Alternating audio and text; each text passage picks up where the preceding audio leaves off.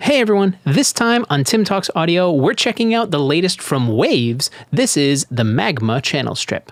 So the Magma Channel Strip is the newest from Waves using the Magma series. This is tube-based processors to give us some of that color that we want in our gear or in our recordings and our mixes and everything like that. We can now do it inside the box. Now, it's not brand new. Again, this is an extension from the Magma series of plugins that Waves is currently working on. And I'm thrilled to announce that Waves reached out to me to start working with them to highlight some of these new plugins that they've been working on. Yes, Waves has been around for a while. And if you're thinking about getting some third-party plugins, Waves is a really solid option. They have a great track record, and sure, technology has advanced, but they're still working through the process anyway. Say what you will about Waves, but let's all admit, you've used them before, and you're probably going to use them again. Probably. Anyway, this is the Magma Channel Strip, so let's dive into the details. Okay, so here it is. This is the Magma Channel Strip. Now, like we always do whenever we review plugins, we're going to take a look at all of the controls first, and then we'll get into the audio demo. If you just want to skip forward to the audio demo, use the chapters down below, or there'll be links in the description to help you jump forward if you want to do that. For now, let's get into the controls. So this is exactly like we said, it's a channel strip. It's kind of everything you need in one plugin. There's an EQ section and there's a dynamic section on bottom, but the top is sort of your tube preamp section. Now, it's not really a preamp, it's more of a tube style drive section. And it just has this one knob up here that can go from 0 to 10 or 0 to 100, depending on what numbers you're looking at. Above it, to the right, is this little LED indicator kind of light. As you're feeding signal into the channel strip, you'll see this illuminate, and with other Waves plugins, there's kind of like a boundary of where you want this to go. And if you're still like driving your signal, but you're not getting anything, you're going to want to go to this control on the left. This is the sensitivity knob.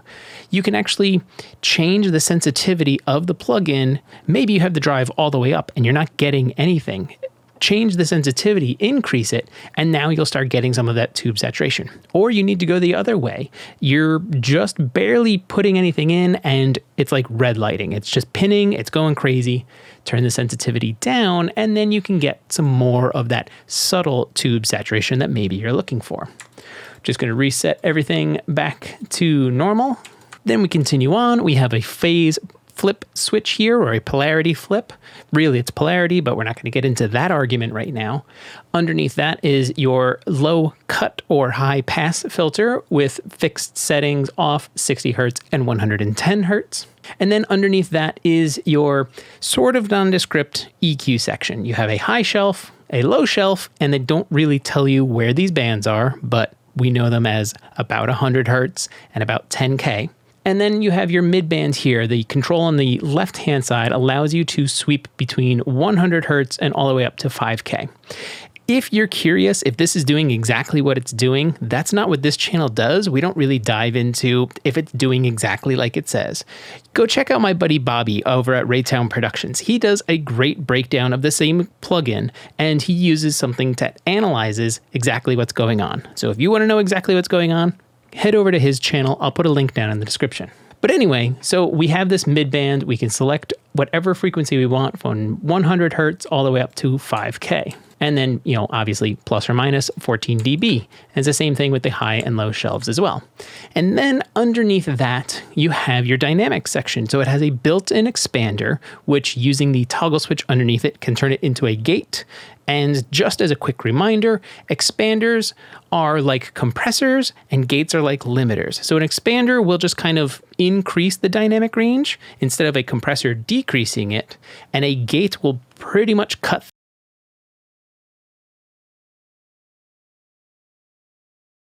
would if you try to go above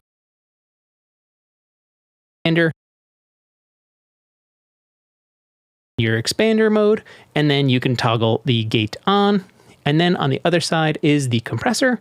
And it doesn't have a limiter built in, but it does have an increased ratio using the smash button here. There's some other stuff that's going on underneath, but again, we're not going to get into it because we want to listen to it. Then there's two more controls in this plugin that we should go over. Underneath the VU meter, this screw allows you to calibrate the VU meter if you needed to. And then there is a fader underneath, and this is just a volume knob. So if you start boosting a lot of frequencies and you want to put your instrument or your source signal back where it was in your balance, in your mix, just use the fader here and you can put it back to where it was using bypass to kind of use your ears and volume match. Then it'll sit right where you need it to go. That's it. That's all of the controls. We're not going to go into like the presets. They're up on top. If you've used a Waves plugin before, you know where to look. They're on top. You have your A side, your B side, flip through your presets, etc., etc. There's lots of presets in here too, but we're not going to go through them. What we're just going to do is first we're going to listen to this balance that I have with Magma off on every channel. I will say too that I do have a little bit of mixed bus processing going on. Again, thanks to the guys over at Waves. We have the SSL comp into the Puig Tech, and then I have a couple more after this and finishing everything up with an L1 Classic. So let's close off our mix bus and take a listen to the rough balance we have going on. This is a song that I've been working on. You've heard it here before. It's a great little example song, kind of heavy, kind of rockish. Here it is.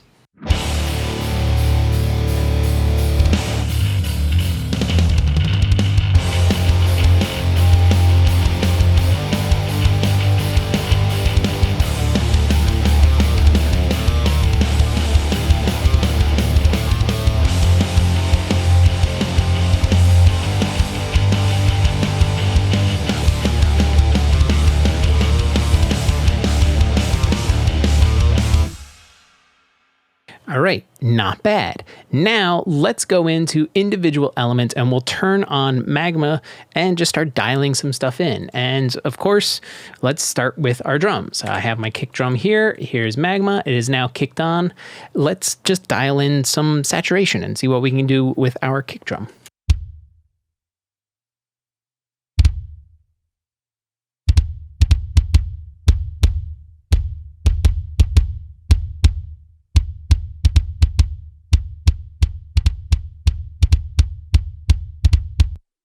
Okay, so immediately what we're doing is we're kind of calming our transients because of the saturation, and we're getting a little bit of extra length because of that saturation. Saturation is kind of like what compression will do, except not really in the same way. So it'll feel like there's more going on. That's the extra harmonics.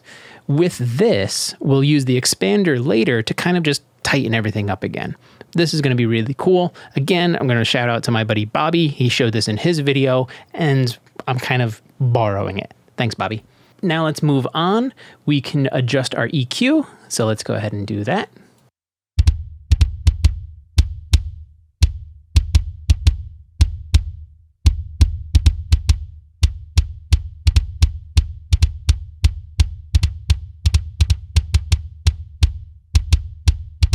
Okay, so even just using the high shelf and the low shelf, I'm adding a little bit of top end just to give a little bit of presence, and I'm actually reducing some of the woof and low energy that I really don't need. I'm not killing it completely, I'm just kind of taming it down a little. And if we go into here, I'm doing about 2 dB of reduction on the low end, and this is about 100 hertz and down. So I'm just kind of holding it in a little bit more. I don't know if there's anything we need to do in the mid band. We'll take a listen, and then we're going to dial in the expander and the compressor to see if we can get something really cool. Let's keep going.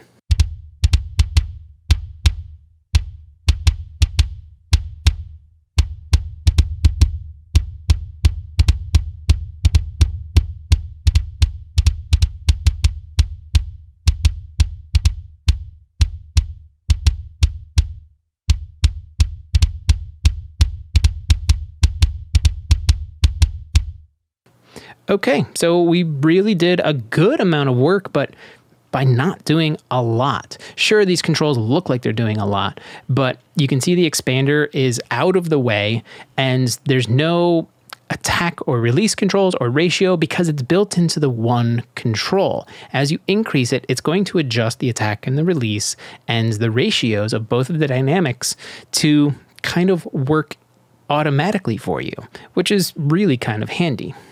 So you saw with just a couple moves, we completely changed and tightened up this kick drum and just kind of reined it in a little. The low end was getting kind of woofy. Here's a quick A-B again.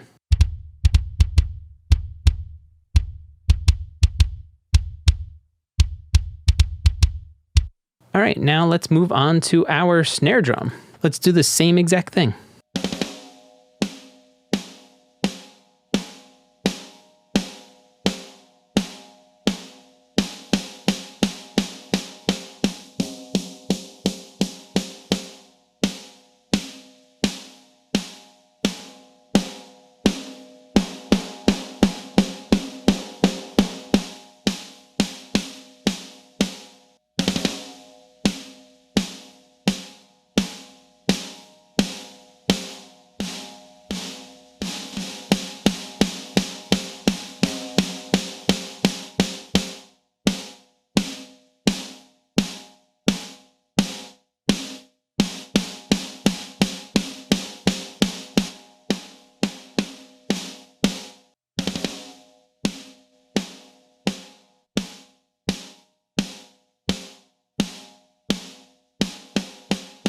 Again, we're going very quickly, just dialing some stuff in. A bit more saturation on this one.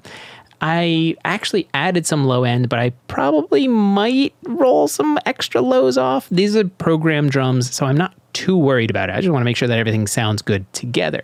But you probably heard we dialed in the compressor. I tried the smash. It was killing our transients. The attack time was way too fast, and I can't adjust it. So I turned smash off, left the compressor doing a good amount of work. But as we dialed in the expander, instead of the snare being compressed and longer, we're now reducing it. So the compressor is only working on less signal and it doesn't have the same length because of compression and the envelope of the sounds now getting sort of extended. It's not actually stretched, it just sounds extended. But we dialed in the expander to tighten it back up. Here's before and after again.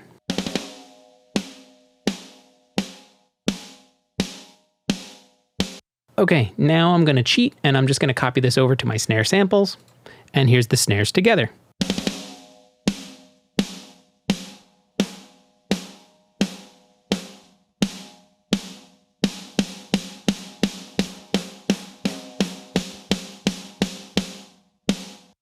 Okay, I've jumped over to my overheads. Let's bang through this one more time.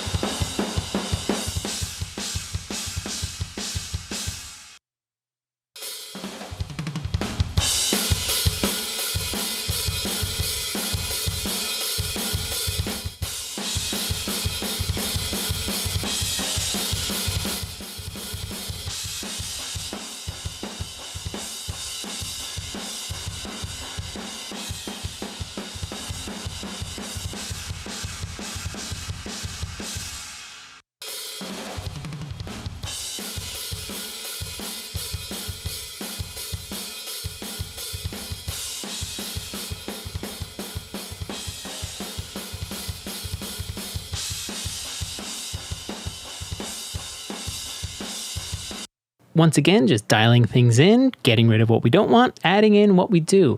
Now let's do something a little crazy. We're going to jump over to our rooms and we're just going to go all kinds of crazy on this one.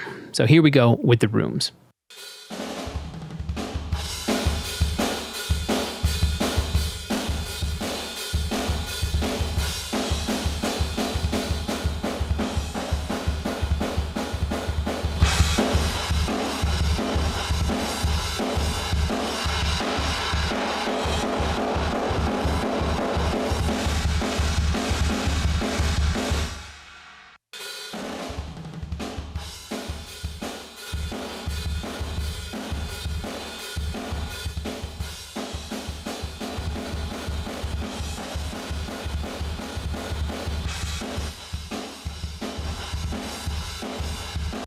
maybe I'm a bit heavy-handed on the rooms, and I kind of have them dialed back a little. And we're going to do the same thing like before, because with this program drums, you get 2 sets of rooms. So we'll just copy that over because we can. And so now here are all of our drums before and after.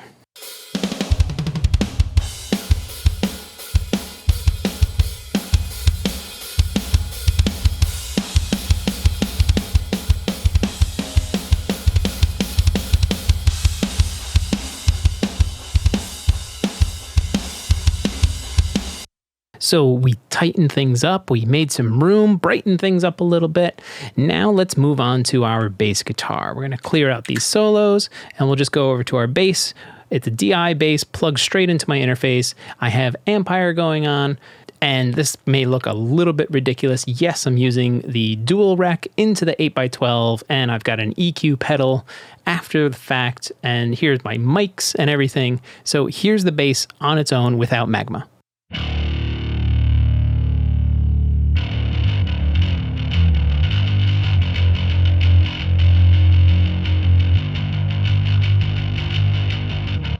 So you get it, it's gnarly, it's distorted, it's crunchy, almost metally kind of bass. Let's throw on Magma and see what we can do with this sound.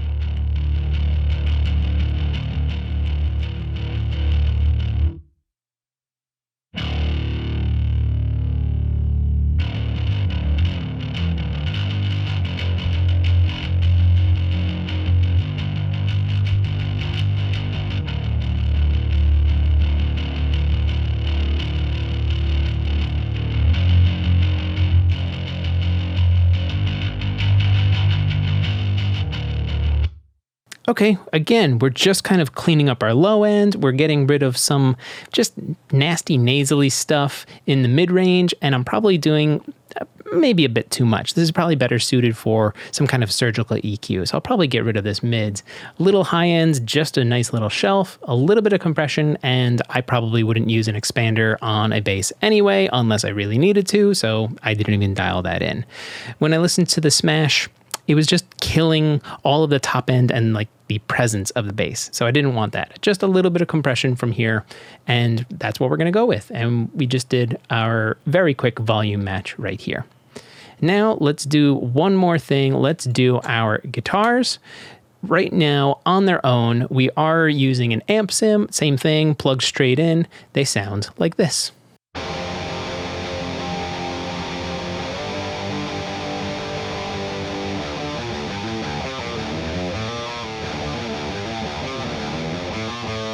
And we're going to do the same exact thing.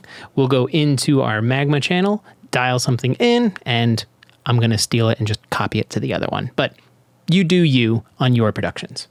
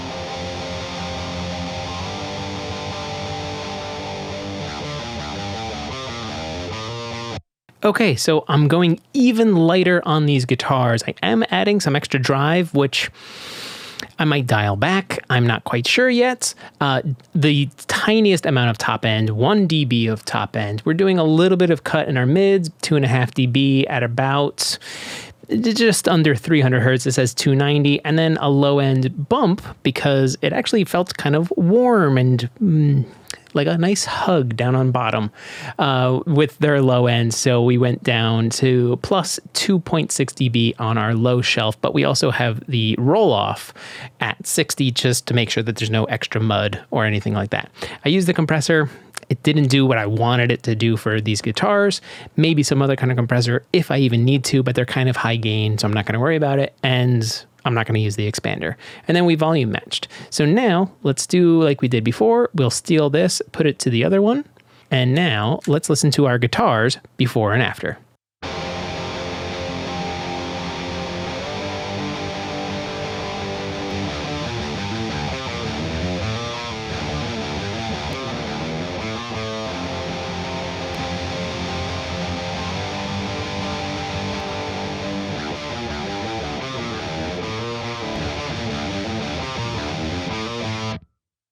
And now let's listen to everything as an A and a B.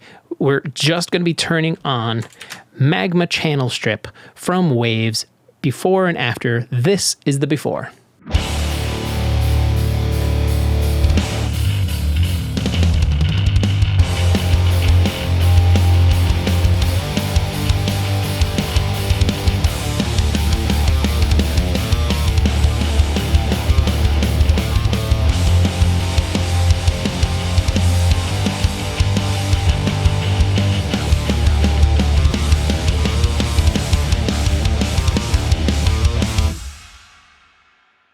And there it is. That's the Magma Channel Strip from Waves. I'm curious, what did you think? What are some things that you're curious about with this channel strip? And what are some other things that you can see yourself using this on? Yes, I know this session doesn't have everything, but we went over a lot. All of our different drums, kicks, snares, overheads, rooms. We didn't get into the toms, but that's all right. We did bass guitar, kind of a heavy, gnarly bass guitar, and then high gain electric guitars. And we heard a lot of difference without this massive volume jump, which we want to make sure that we don't do anyway because we're tricking our ears thinking it's better. We compensated for all of that. And you heard in the A and B the before and after. So tell me in the comments, which one did you like better? Did you like it before or did you like after? Did you like Magma on the drums versus the guitars or the bass guitar? Did you not like it at all? Let me know in the comments down below. Magma Channel Strip is available now from Waves, and because they reached out to me, they also invited me into their affiliate program. So if you use the link down below to pick up your version of Magma Channel Strip or any Waves plugin, a little will come back to help support the channel, and it'll help me continue to make these videos for you guys. So please, pick up your own copy of Magma Channel Strip or any Waves plugin, and if you want to see a deep dive explanation of any plugin from them, please let me know in the comments and I will make those videos in the future. That's all for now. If you found anything informative, please like and share the video. Want to join the community, talk about plugins, maybe get some mix reviews? Join the Discord. There's a link down below. You want to have me mix your song? I'd love to work with you. Head over to timflansbaum.com and fill out the form. And if you have a question, ask it in the comments and I'll answer it in a future video. Thanks for watching.